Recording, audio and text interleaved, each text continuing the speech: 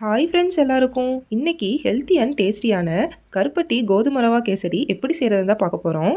ஒரு தடவை இந்த மாதிரி கேசரி செஞ்சு நீங்கள் சாப்பிட்டு பார்த்துட்டிங்கன்னா இதுக்கப்புறம் எப்போ கேசரி செஞ்சாலும் இந்த கருப்பட்டி கோதுமை ரவா கேசரி தான் செஞ்சு நீங்கள் சாப்பிடுவீங்க. இதுக்கு ஃபர்ஸ்ட் ஒரு கடாயில் 2 ஸ்பூன் நெய் ஊற்றி முந்திரி திராட்சையை ரோஸ்ட் பண்ணி எடுத்து வச்சுக்கலாம். இப்போது அதே நெய்யில் கோதுமை ரவையை ரோஸ்ட் பண்ணி எடுத்துக்கலாம்.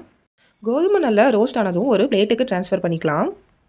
இப்போது கடாயை வாஷ் பண்ணிவிட்டு கடாயில் 2 கப் தண்ணி ஆட் பண்ணிக்கலாம். 1 கப் கோதுமை ரவைக்கு நான் 2 கப் தண்ணி ஆட் பண்ணிக்கிறேன். 1½ கப் கருப்பட்டி ஆட் பண்ணி நல்லா மிக்ஸ் பண்ணி விட்டுக்கலாம். கருப்பட்டி நல்லா கரைஞ்சதும் அந்த கருப்பட்டி பாகை ஃபில்டர் பண்ணி எடுத்துக்கலாம். இப்போது ரோஸ்ட் பண்ணி வச்ச கோதுமை ரவை ஆட் பண்ணி நல்லா வேக விட்டுக்கலாம். கோதுமை ரவை நல்லா வெந்து வரும். அப்பப்போ நெய் ஊற்றி கிளறி விட்டுக்கிறேன். கருப்பட்டியில் அயன், மெக்னீஷியம், கால்சியம் இருக்குது. கோதுமை ரவையில் ஃபைபர், நார்சத்தும் இருக்குது. நம்ம எப்போதுமே கேசரியில் சுகர் ஆட் பண்ணி சமைச்சு சாப்பிட்றதுனால நம்மளோட உடம்புக்கும் அது கெடுதல் தான். ஸோ இந்த மாதிரி ஒரு தடவை செஞ்சு சாப்பிட்டு பார்த்துட்டு எப்படி இருக்குன்னு கமெண்ட்டில் சொல்லுங்கள். நமக்கு ஹீமோக்ளோபினும் இன்க்ரீஸ் பண்ணும். இப்போது ரோஸ்ட் பண்ணி வச்சிருந்த முந்திரி, திராட்சை, ஏலக்காய் பவுடர் எல்லாமே ஆட் பண்ணி நல்லா கலரி விட்டுக்கலாம். இந்த கன்சிஸ்டன்சி வந்ததும் ஸ்டவ்வை ஆஃப் பண்ணிடுங்க. அவ்வளோதான், ஹெல்த்தி அண்ட் டேஸ்டியான கருப்பட்டி கோதுமை ரவா கேசரி ரெடி. இந்த மாதிரி ஈஸி அண்ட் குயிக்கான ஸ்நாக்ஸ் ரெசிபி வீடியோஸ் பார்க்க நம்ம சேனலை சப்ஸ்கிரைப் பண்ணிக்கோங்க. இந்த வீடியோ உங்களுக்கு பிடிச்சிருந்துச்சுன்னா லைக் பண்ணிக்கோங்க.